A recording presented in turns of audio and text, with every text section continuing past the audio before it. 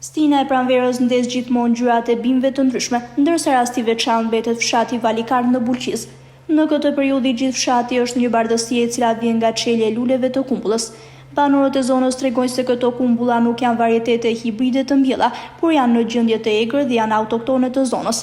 Pamja që përcillet në këtë periudhë është shumë e bukur me lule që kanë mbuluar thuajse gjithë fshatin, ndërsa banorët deklarojnë se prej saj ka shumë përfitime.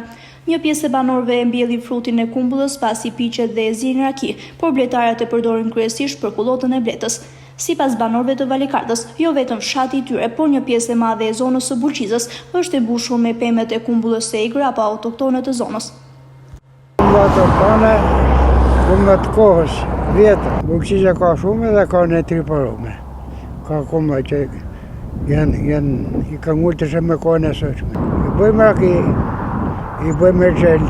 Fshati Valikard është në këtë periudhë e ngjeshur me aq shumë kumlla të vjetra. Këto janë kumlla të vjetra të familjeve tona të fshatit Valikard. Janë ndër që kanë bi vetë dhe janë pemtari nga ato kumllat e vjetra që nuk duan as ilaçe, as gjëra. Dhe ky fshat në këtë periudhë kthehet në kohë si më qenë kohë bore.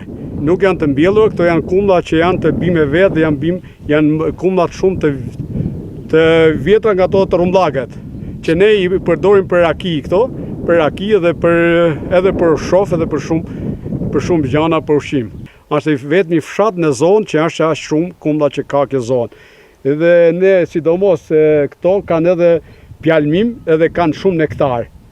E në fushën e bletarisë to janë shumë të mira dhe japin nektar. Këto janë kumlla i fshatit që quhen ta qysh fshati i luleve dhe i kumllave.